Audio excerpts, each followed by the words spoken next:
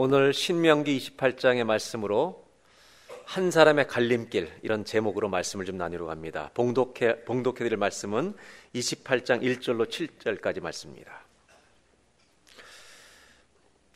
내가 내 하나님 여호와의 말씀을 삼가 듣고 내가 오늘 내게 명령하는 그의 모든 명령을 지켜 행하면 내 하나님 여호와께서 너를 세계 모든 민족 위에 뛰어나게 하실 것이라. 내가 내 하나님 여호와의 말씀을 청종하면 이 모든 복이 내게 임하며 내게 이르리니.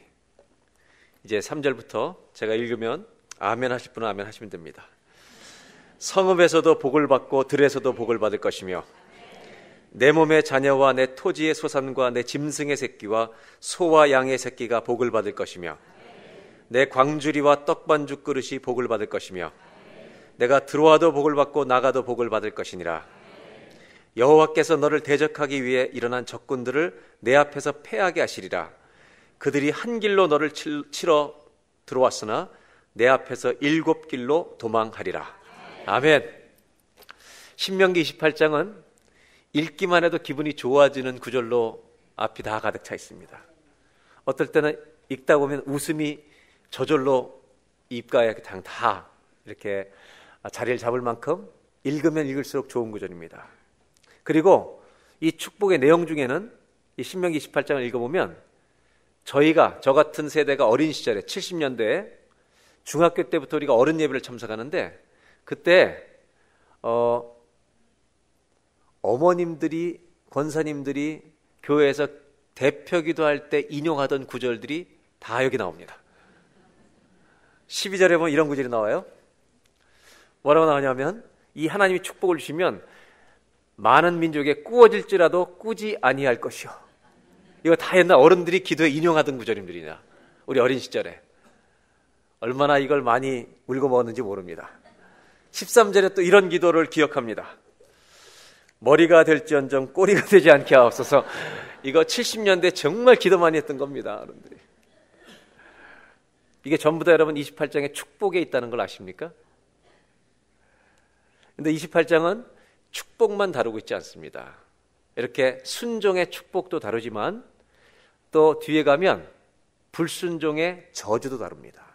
그래서 14절까지가 순종의 축복인데 14절 한 절 더 보겠습니다. 다 같이 한번 읽어볼까요?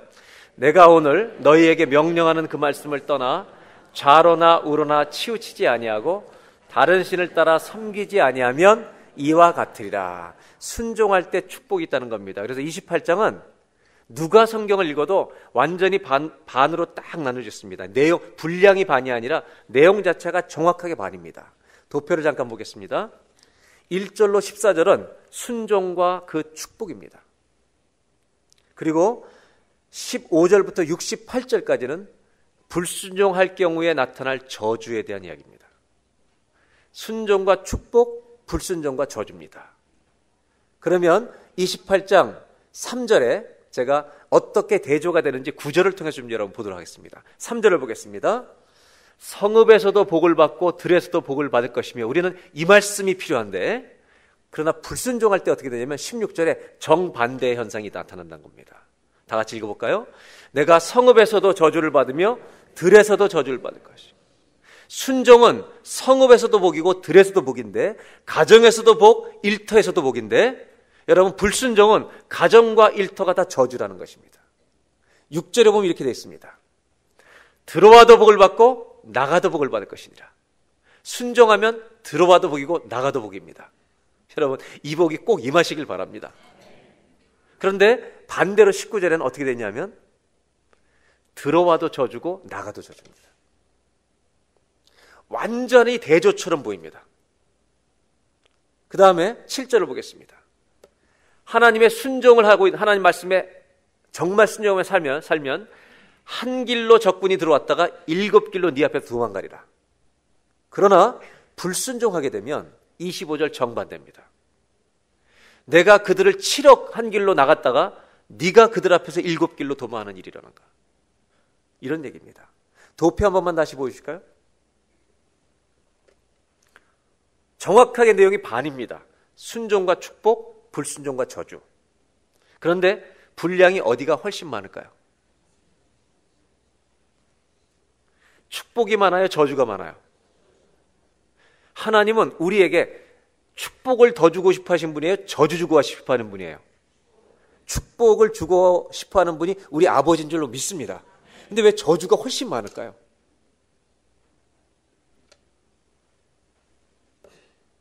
저주가 훨씬 분량이요, 비교도 안 돼요. 저주도 종류가 정말 가지각색이에요. 얼마나 다양한 저주가 있는지 몰라요. 왜 이게 더 많을까요? 저는 이 성경을 읽으면서 오늘 여러분들과 과연 신명기 28장이 축복과 저주를 대조시키는 내용일까라고 하는 질문을 가지고 나누려고 하는 겁니다. 이게 과연 대조일까? 내용상으로는 반절이 반대입니다. 만일 대조라면, 이것이 대조라면 우리가 어떻게 해석해야 되냐면, 하나님 이렇게 주는 거예요. 너희 잘 살아, 똑바로 살아, 아니면 죽어. 이런 얘기예요. 하나님 백성들에게 너 똑바로 한 사람이 죽어. 왜? 저주가 훨씬 많아요. 무서운 말씀이에요. 여러분 정말 그래요? 하나님의 율법이라고 하는 것은, 하나님이 정하신 율법과 규례는 어기면 죽는 거예요. 하나님 말씀이 생명이기 때문에요. 그러나 정말 이것이 대조를 한 말씀일까? 저는 신명기를 읽으면서 여러분들, 이게 대조보다 더 큰 의미가 있다는 걸 알게 됐어요. 무슨 얘기냐면, 하나님의 율법 앞에 딱 우리가 서면, 28장 앞에 율법을 지키면 축복이고 안 지키면 저주인데, 이 앞에 딱 서면 우리 모든 사람은 인생이 갈라지는 것일까? 축복의 사람과 저주의 사람이 갈라지는 것일까? 우리 한 사람에게 적용해 보면 하루에도 축복과 저주가 계속 왔다 갔다 하는 거예요. 이거 정말 힘든 겁니다, 여러분. 우리 축복 원하죠? 왜 이렇게 조용해지셨어요? 아멘을 그렇게 떠들더니. 여러분 축복 원하는 거 맞죠? 그런데 뭐라고 말씀하시냐면, 모든 명령을 다 지키면. 반대로 지키지 않으면 저주다. 저는요 이걸 깨달은 거예요. 신명기 28장 앞에 적당히 서면 갈림길처럼 보입니다. 근데 말씀을 똑바로 읽고 딱 서면 모든 인생은요 갈라지지 않습니다. 외길밖에 없습니다. 그 외길이 뭔지 아십니까? 저주입니다. 우리의 삶을, 내 살아온 삶을 가지고 28장 앞에 딱 서는 순간 절대로 축복을 우리가 받지 못한다는 걸 알게 됩니다. 왜? 안 지키니까. 한 가지 분명히 알아야 합니다. 우리가 하나님 앞에 구원을 받는 구원의 언약은, 천국을 받는 것은 변할 수 있는 게 아님을 우리는 압니다. 이건 영원한 약속인 줄로 믿습니다. 맞습니까? 구원은 영원한 것입니다. 아무도 빼앗을 수 없는 구원입니다. 이 언약은 확실한데 신명기 28장은 우리를 혼돈시키고 있습니다. 사실 저주의 내용은요, 너 이렇게 살면 끝장이야. 마치 저주 정도가 아니라 심판을 얘기하는 겁니다. 지옥을 얘기하는 겁니다. 왜 그런지 아십니까? 차이가 28장은 율법 앞에 우리를 세워놓는 겁니다. 그런데 영원한 하나님의 나라에 들어간다는 구원은 우리를 은혜 앞에 세워놓고 하시는 겁니다. 28장을 정확히 이해하시려면 율법과 은혜의 차이를 알고 읽어야 한다는 것입니다. 신명기 58장을 오해하는 이유가 뭐냐면, 그냥 우리 쉽게 이렇게 생각할 수 있죠. 순종하면 축복, 순종에 축복이 있고 불순종하면 불순종에 징계가 있다 정도면 우리는 맞습니다. 불순종할 때 징계가 옵니다. 그 정도면 괜찮은데 28장의 지금 후반부 불순종 파트는요, 징계 수준이 아닙니다, 여러분. 이거는 심판 수준입니다.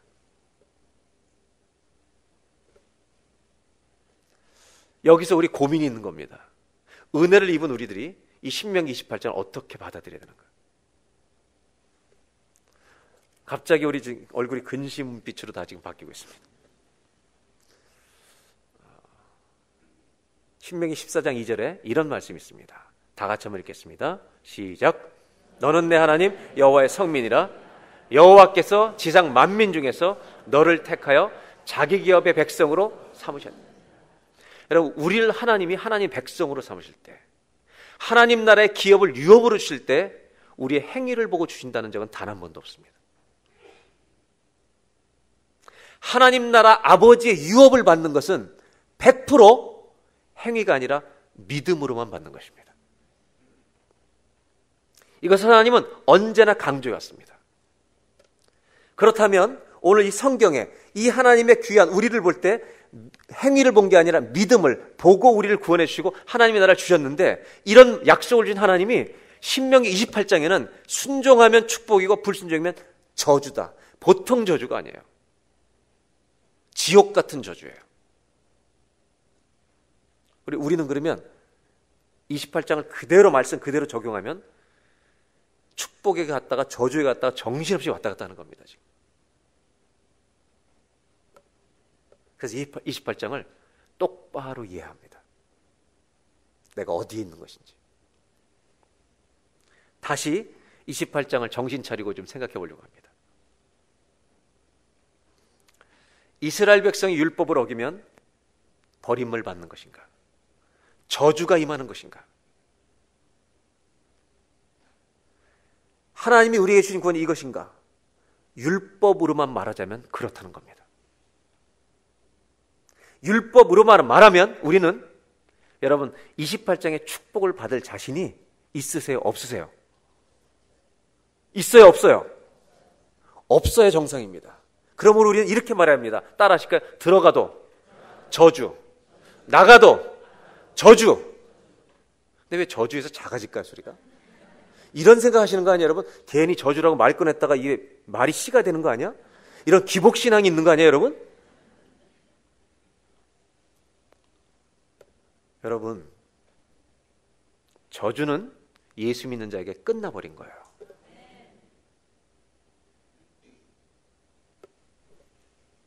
하나님의 율법 안에서는 우리는 저주예요. 축복의 소망이 없어요. 우리는 28장 후반절이 내 것이에요. 사실 28장에서 우리는 갈라지지 않아요. 다 한 길이에요. 어디로요? 저주밖에. 아무리 축복을 원해도 이쪽이에요. 신명기 28장 15절을 보면 더 정확해요. 이제 15절부터 저주의 스토리예요. 다 같이 한번 봉독하겠습니다. 시작. 내가 만일 내 하나님 여호와의 말씀을 순종하지 아니하여 내가 오늘 내게 명령하는 그의 모든 명령과 규례를 지켜 행하지 아니하면 이 모든 저주가 내게 임하며 너에게 이를 것이니. 만약에 우리가 하나님의 은혜라는 것이 전혀 없이 율법으로만 이 말씀을 대하면 저와 여러분의 집에는 저주가 흘러 넘쳐야 정상이에요. 저주가 임해요. 모든 명령을 지키지 않으면. 하나가 아니에요. 모든 명령을 지키지 않으면. 20절에 이렇게 말해요. 어느 정도로 저주를 부시냐면 20절 한 번 더 읽겠습니다. 두려워하지 말고 있어요. 그냥 편안하게 시작. 내가 악을 행하여 그를 잊음으로 내 손으로 하는 모든 일에 여호와께서 저주와 혼란과 책망을 내리사 망하며 속히 파멸하게 하실 것이며. 여러분, 우리가 행동했던 삶을 만약에 이 말씀에 비추면 속히 이미 벌써 끝장 났어야 되는데 아직도 끝장 안 난 거는요, 은혜가 있어서 그런 거예요. 율법과 은혜의 차이를 정확히 알고 있어야 돼요, 여러분. 28장이 그래서 우리에게 아멘이 될 수 있는 거예요. 신명기 28장은 축복이 너무 좋아요. 그런데 저주를 읽다 보면 이거 너무 왜 이렇게 길어, 저주가. 그리고 진짜 자세히 읽다 보면 나에게 올 것은 저주밖에 없다는 걸 깨달아야 정상이에요, 여러분.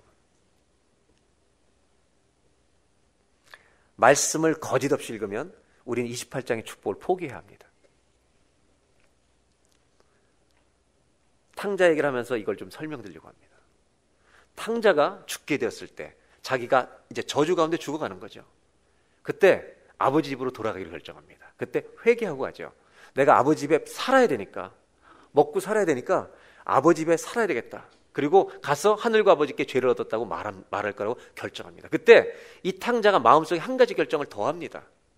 그 결정이 뭐냐면 내가 아버지 집에 가서 나를 아들로는 여기지 말아달라고 부탁할 것이다. 왜? 자기 죄를 아는 겁니다.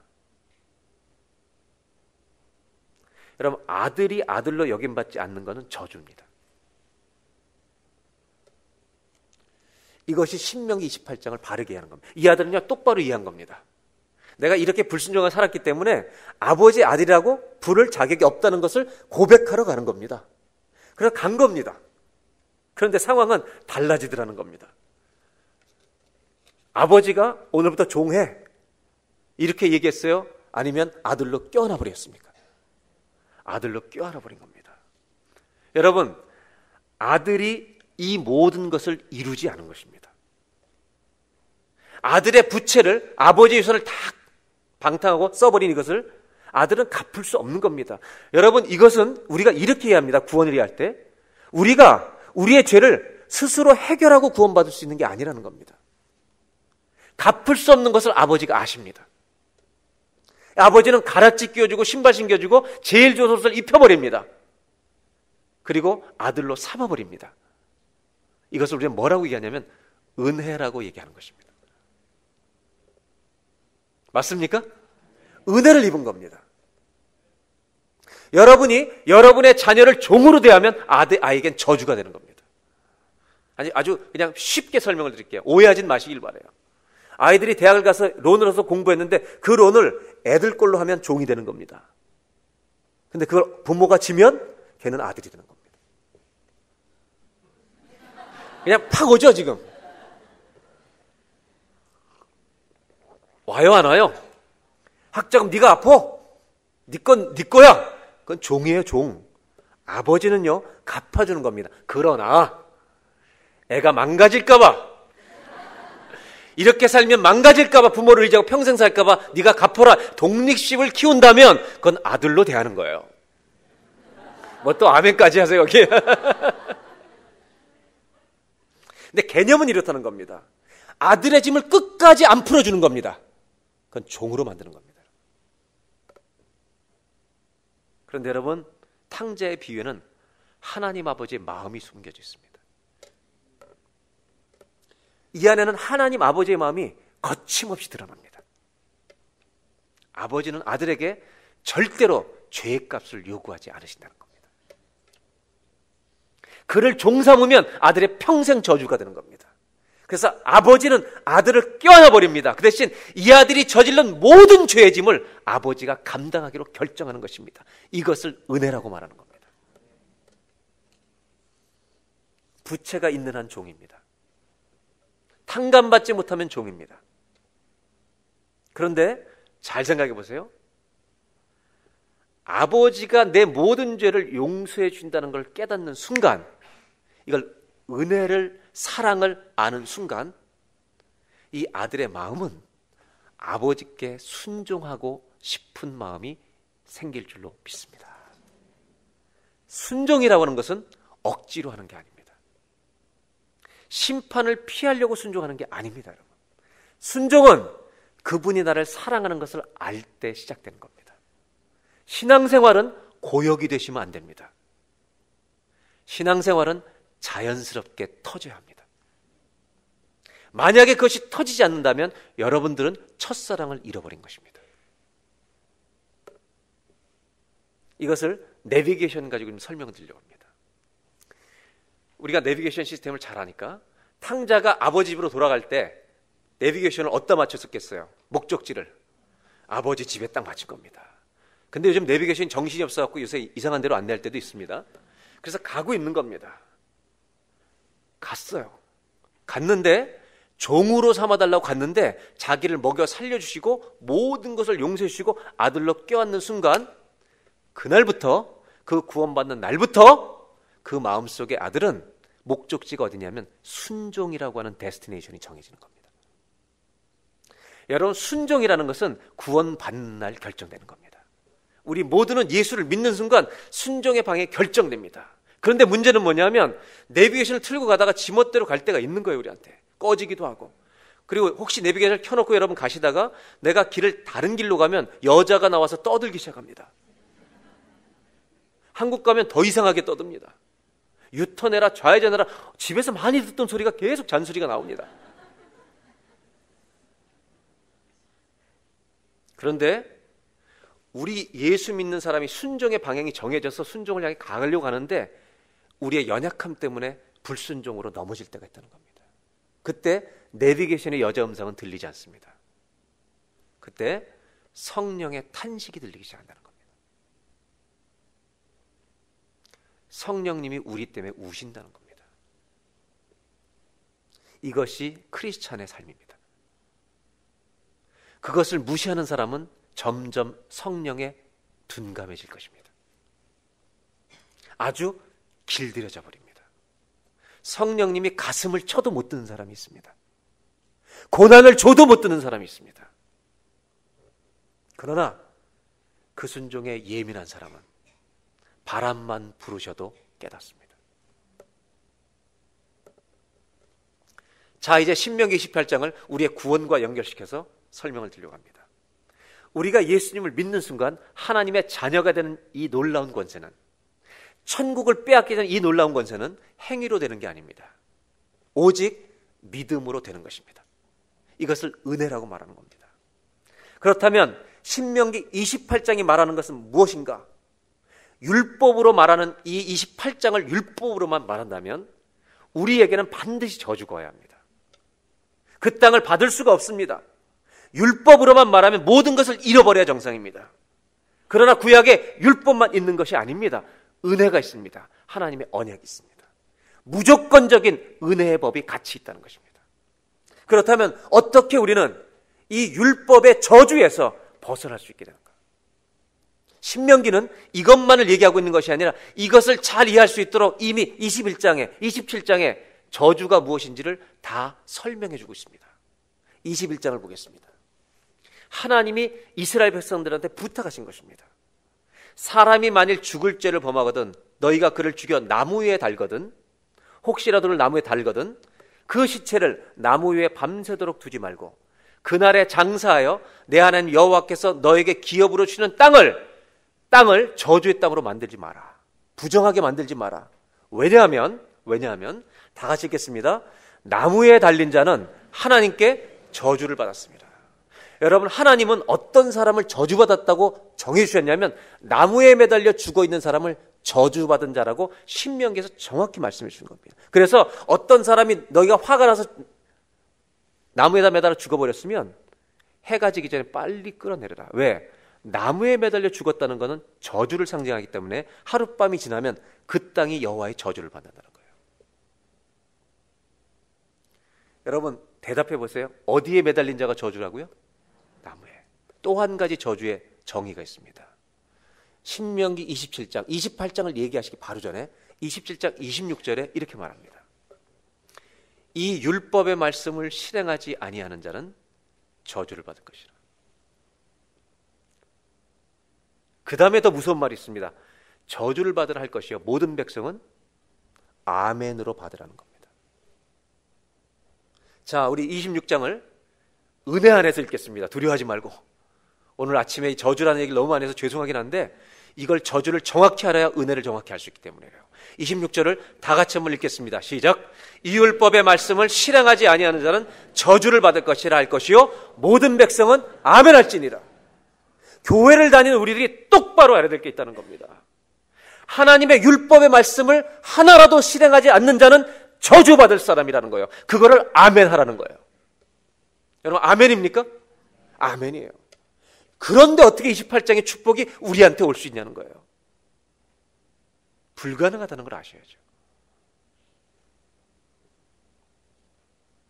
그런데 하나님은 축복을 주셨습니다.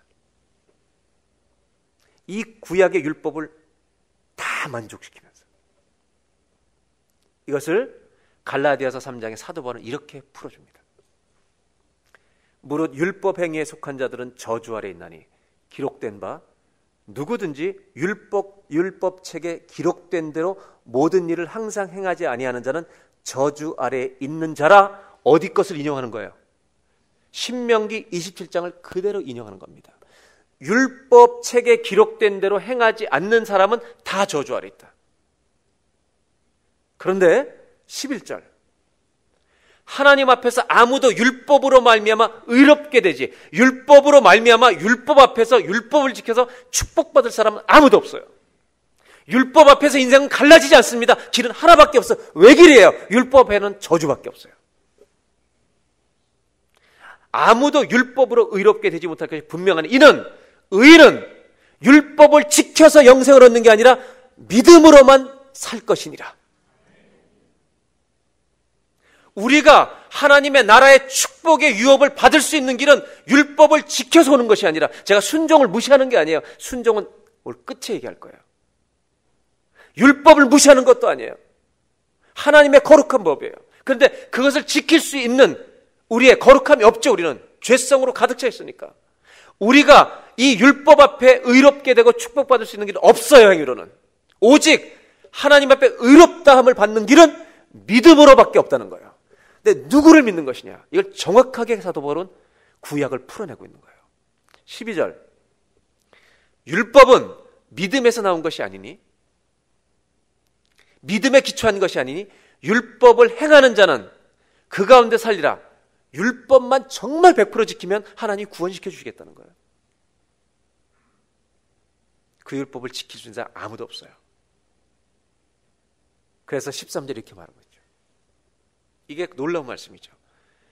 그리스도께서 우리를 위하여 저주를 받은 바 되사, 율법의 저주에서 28장 16절에서 68절에 나오는 그 수많은 저주에서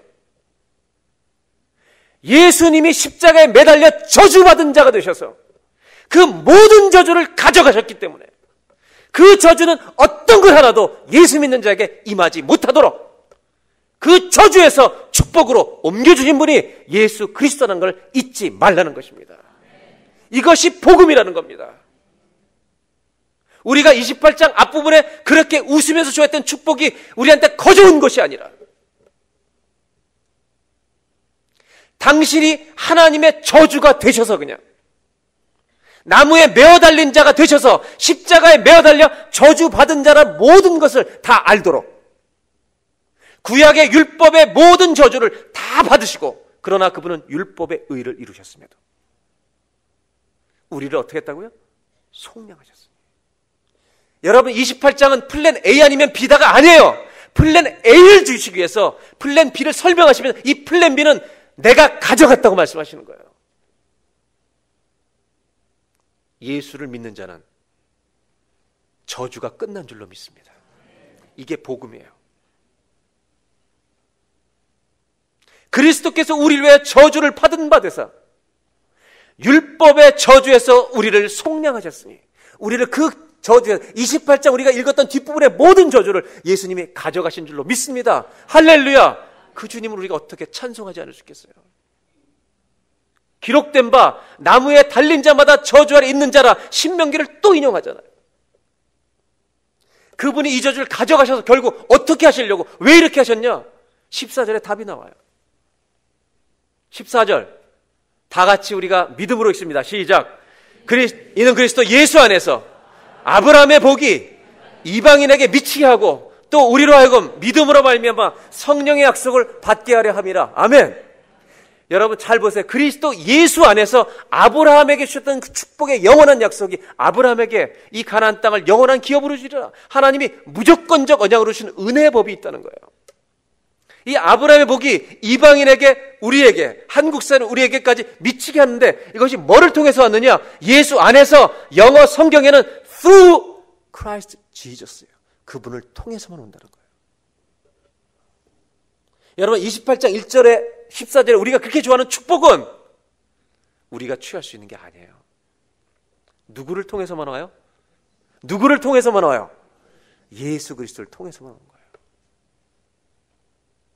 아멘입니까?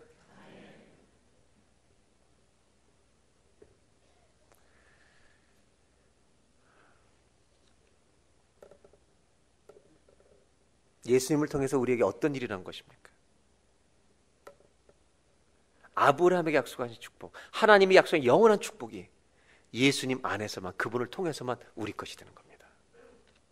신명기 28장에 율법 앞에서 사람들은 갈림길에 서지 않습니다. 외길밖에 없습니다. 모두가 죽습니다. 모두가 심판이고 모두가 저주입니다. 그러나 그 저주의 모든 짐을 예수님이 져주신 줄로 믿습니다. 그분을 믿는 자는요, 저주가 끝난 줄로 믿습니다. 전 목회하다 가끔 이런 분을 만나요. 아주 가끔.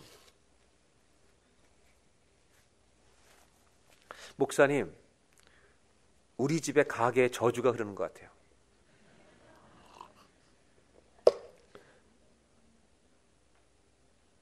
느낌으로 말하지 마세요. 믿음으로 말하세요. 말씀을 믿는다면 여러분의 집에 하나님의 10가지 재앙의 징계가 와 있어도 여러분은 복의 자녀라는 걸 잊지 마세요. 우리는 복을 받고 있는 중이에요. 이걸 쉽게 표현하면 이런 거죠. 우리는 은혜의 땅 위에 이제 서 있는 거예요. 불순종하고 실수로 넘어질 때가 있어도 심판 위에 넘어지는 게 아니라 은혜 위에 넘어지고 있는 거예요. 왜? 그 모든 저주는 누가 가져가셨다고요? 예수님이 가져가시기 때문에. 저는 우리 오늘 모든 성도님들이 이것을 정확히 마음속에 새기길 바랍니다. 예수 안에서 내 모든 저주는 끝이 난 줄로 믿습니다. 이것을 은혜의 법이라고 부르는 겁니다. 이것이 복음입니다. 예수가 복입니다. 그렇다면 성경은 이걸 얘기하는 겁니다. 모든 사람은 율법 앞에서 갈라지지 않습니다. 율법 앞에서는 다 한 길이에요. 저주입니다. 그런데 어디서 갈라지냐면 예수님 앞에서 갈라지는 겁니다. 은혜의 주인 되신 예수님 앞에 이분을 믿는 자는 천국에 가고 이분을 버리는 자는 이 저주와 심판이 그대로 온다는 겁니다. 율법 앞에는 다 똑같습니다. 그러나 은혜 앞에서 모든 사람은 둘로 갈라집니다. 은혜를 믿음으로 아멘으로 받는 사람과 끝까지 예수를 거절하는 자. 그분은 성경의 말씀대로 될 것입니다. 중요한 건 이것입니다. 나의 순종을 통해서 축복이 오는 게 아닙니다. 예수님의 순종을 통해 축복은 왔습니다. 아멘. 너무너무 중요한 거예요. 내 순종을 통해서 축복이 오는 게 아니라 예수님의 순종하심을 우리가 힘입어 그분의 통해서 하나님의 축복은 우리의 머리 위에 정수리에 부어진 것입니다. 민수기를 기억하세요? 발람 왕이 이스라엘 사람들을 저주하기 위해서 발락 선지자를 돈 주고 삽니다. 발락이 이 산에도 가보고 저 산에도 가보고 자꾸 발락 왕이 보내는데 발락이 저주를 하려고 해도 할 수가 없어요. 왜? 하나님의 백성에게 저주하지 말라고 하나님이 붙드시기 때문입니다. 이게 우리의 권세입니다. 놀라운 것은 구약의 성도들도 예수 그리스도의 은혜를 이미 입었다는 것입니다. 하나님을 믿는 사람들에게 율법만 주신 것이 아니라 성막도 주셨어. 성막은 오실 예수 그리스도의 모형입니다. 죄사함을 받는 곳이었습니다. 무슨 얘기냐면 구약의 성도들이 하나님을 믿을 때 그들의 믿음을 장차 오실 그리스도를 통해서 저주가 떠나는 복을 그들도 똑같이 주셨다는 것을 잊지 말아야 합니다. 이제 우리는 넘어질 수 있습니다. 그런데 어디에서 넘어지는 거냐면 은혜 위에서 뛰노는 겁니다.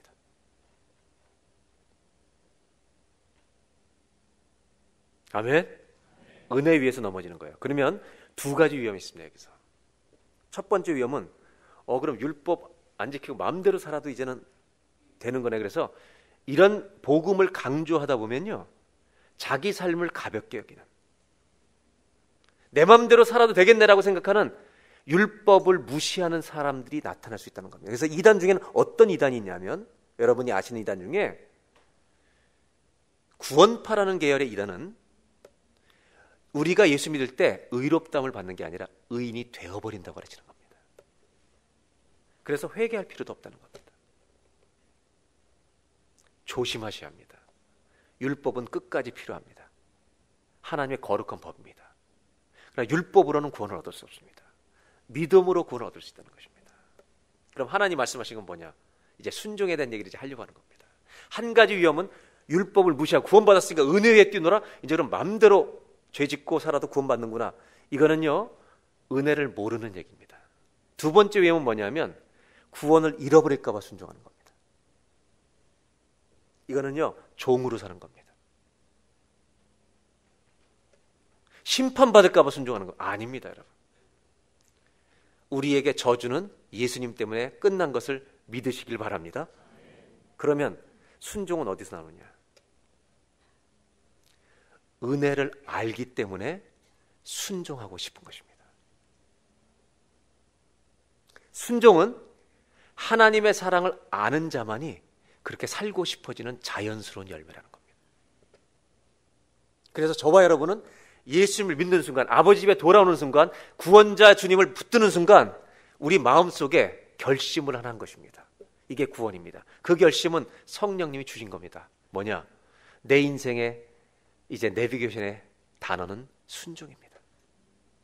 아멘이죠? 그런데 넘어질 수 있어요. 일어나셔야 합니다. 여러분을 사단의 잔치처럼 오해하지 마십시오. 넘어져도 하나님의 자녀입니다.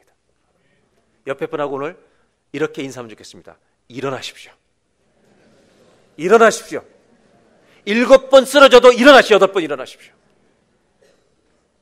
왜? 우리의 마음속에, 구원받은 자의 마음속에 하나님이 순종의 내비게이션을 심어주셨습니다. 그것을 성령이 함께 하시는 복이라고 말한다는 겁니다.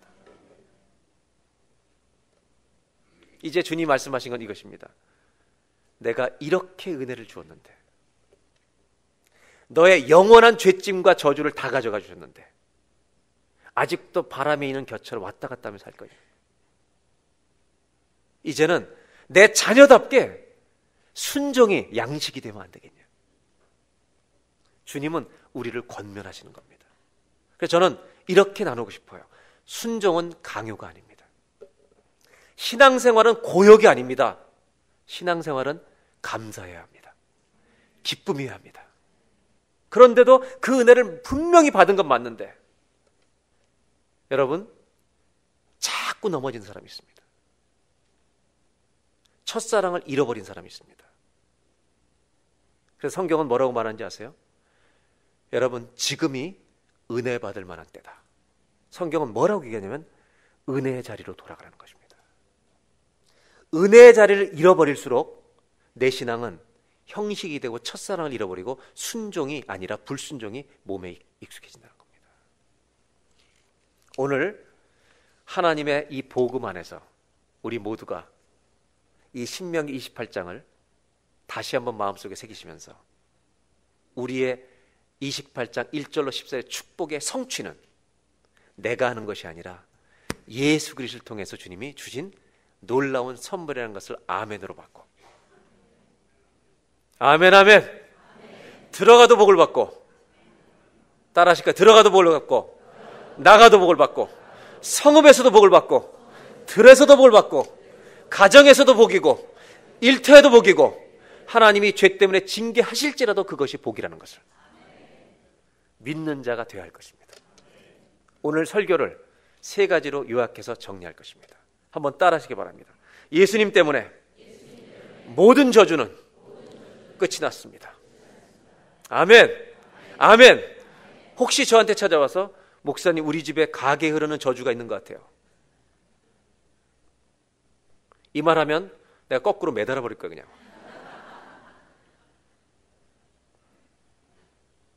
감정을 믿지 말고, 상황을 믿지 말고 말씀을 믿어야 될 거 아니에요. 말씀을, 하나님의 약속을 믿어야 될 거 아니에요.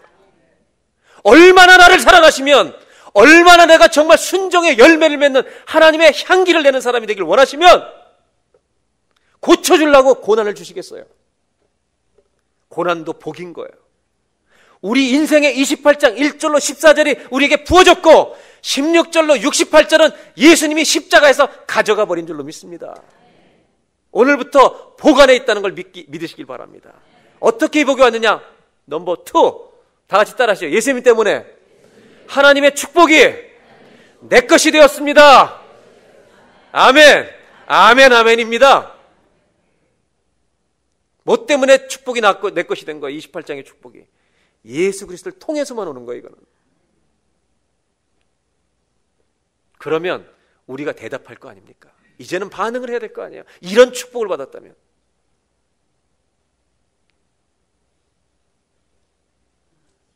이민생활하다가 어떤 분이요, 빚을 졌는데요, 저는 만불을 탕감해 주는 걸 봤어요. 만부를 탕감해줘요. 고마운 거예요, 이거 여러분. 안 고마워요? 100불도 못 갚는 주제 무슨. 100불 빌리고도 갚기가 얼마나 어려운 줄 아세요? 이상하게 갚은 것 같아. 100불 우습게 여기잖아 우리는. 그런데요, 26장 18절로 15절부터 68절까지는 모든 저주를 다 갚아주셨는데 어떻게 감사하지 않아요? 감사하지 않고 사는 것은 그게 기적이에요, 여러분. 이유는 딱 하나라니까요. 은혜의 자리를 잊어버려서 그런 거예요. 그래서 우리가 반응해야죠. 한번 따라 하실까요? 세 번째, 예수님 때문에 끝까지 순종의 길을 갑니다. 예수님 때문에 저는요, 순종의 길을 갈 거예요. 그분을 생각하면 저는 넘어져도 갈 거예요. 저요, 목사지만 불순종한 적 많아요. 그때마다 28장에 저주가 왔다면 흰머리가 아니라 날아갔어요, 벌써. 여러분은 웃으세요? 여러분 아니에요? 여기 다 날 아무도 없어요, 여기. 그런데요, 은혜 때문에. 아까 찬송을 부르는데 십자가 아까 어디 있어요? 마지막 찬양 십자가. 네? A 코드로 했다며. 아까 그 십자가를 부르는데 오늘 저 찬송이 오늘 설교예요. 십자가 그 그늘 아래 내 생명이 있네. 십자가 그 그늘 아래 내 소망 생명이. 요거 한 번만 불러보자고요.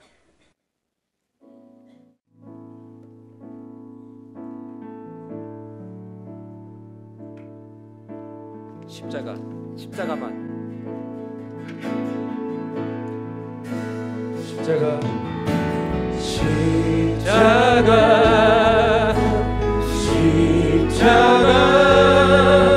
그 그늘 아래 내 소망이 있네. 십자가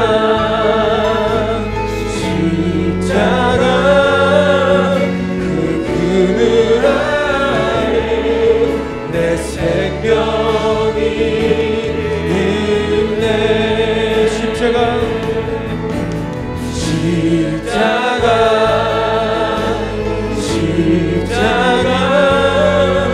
그 그늘 아래 내 소망이 있네.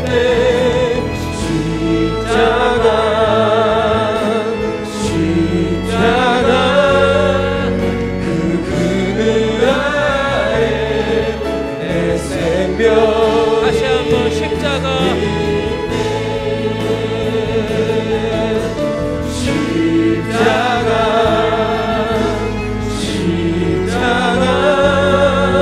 그 그늘 아래 내 소망이 있네.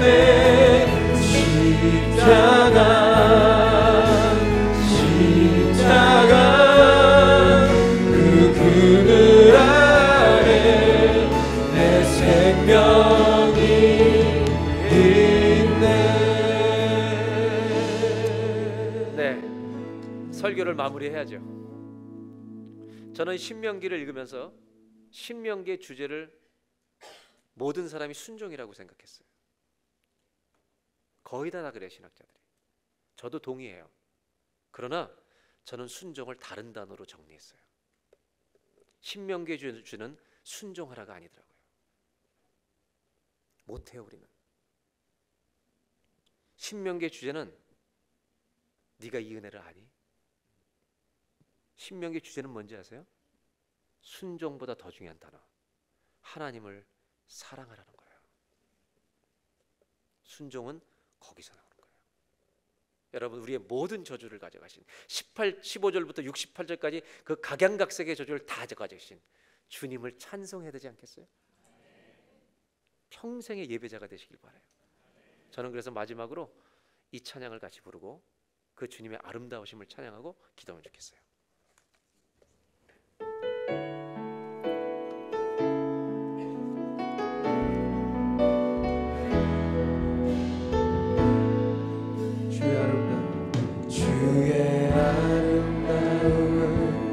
말로다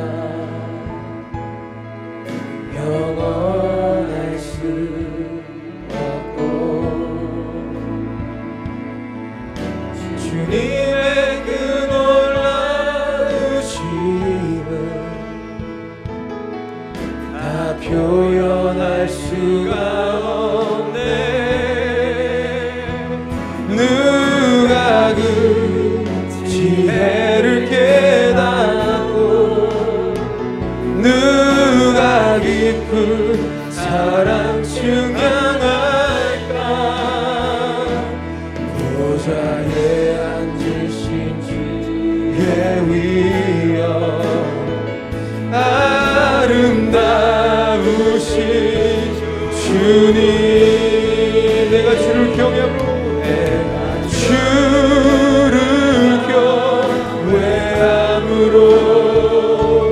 주님 앞에 홀로 섭니다. 찬양 받으시기 합당한 거룩하신 주님. You are beautiful. You are beautiful beyond description, too marvelous for words, too wonderful for comprehension, like nothing ever seen on earth. Who can grasp your infinite wisdom? Who can fathom your depth of your love?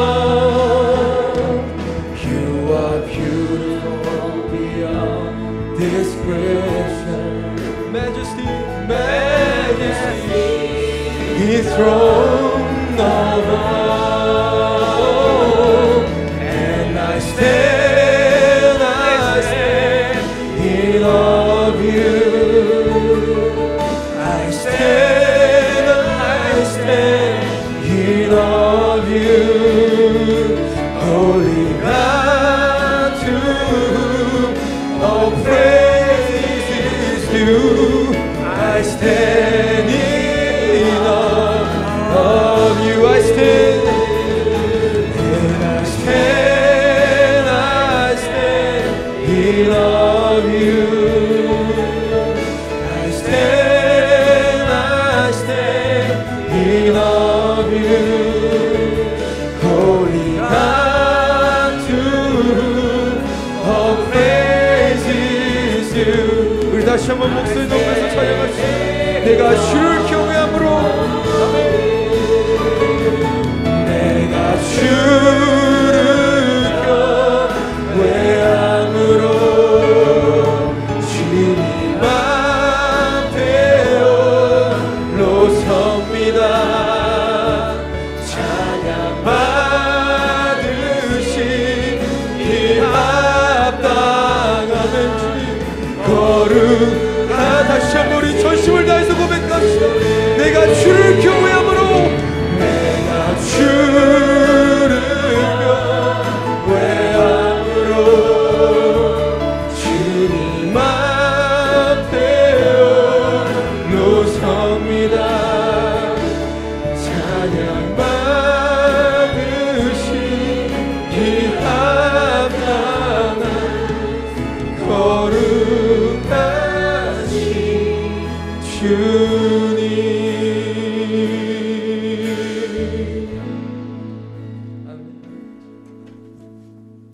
이 찬양 가사가 얼마나 좋은지 모릅니다. 주의 아름다움은 말로 형용할 수가 없습니다.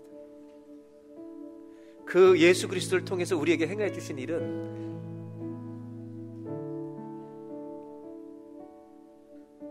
원더풀이한 단어로 설명이 되겠습니까? 마블러스란 단어로 설명이 되겠습니까? Beyond description, 형용할 수가 없습니다. 다 같이 한번 이 시간 기도할 때 28장 15절로 68절에는 모든 저주가 우리 집에서 끝나게 해주셔서 감사합니다. 오직 예수를 통해서 1절로 10절에 있는 모든 축복이 내 것이 되게 해주셔서 감사합니다. 하나님, 순종으로 걸어가겠습니다. 넘어져도 다시 순종으로 갈 것입니다. 저를 도와주십시오. 평생의 예배자가 되겠습니다. 주님을 높여드립니다. 우리 찬양팀이 이 찬양을 다시 할 때 우리 다 같이 한번 합심해서 하나님, 내가 끝까지 순종의 길을 가도록 도와주십시오. 저주에서 끊어주셔서 감사합니다. 복을 주셔서 감사합니다. 예수 그리스도를 통해서 이 놀라운 복이 우리 인생에 부어지게 해주셔서 감사합니다. 감사합니다. 감사합니다. 아멘입니다. 아멘입니다. 순종의 길을 끝까지 가게 해주십시오. 다 같이 한번 합심하여서 기도하겠습니다. 하나님, 저희들의 인생에서 그 모든 율법으로 말미암아 받아야 될 저주를, 신명기 28장 15절부터 68절까지 펼쳐진 그 다양한 저주를 우리 집에서 끝나게 해주셔서 감사합니다. 그냥 끝난 것이 아닙니다. 그 모든 저주를 예수님이 담당하신 것입니다. 이런 놀라운 은혜가 어디 있습니까 도대체? 우리가 이 은혜를 알고 있는 것입니까 하나님? 이 은혜를 아는데도 순종이 안 되는 것입니까 하나님? 이 은혜를 알면서도 그렇게 불순종하고 갈 것입니까 하나님?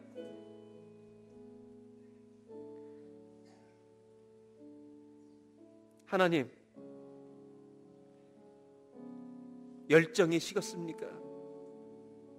첫사랑을 잃어버렸습니까?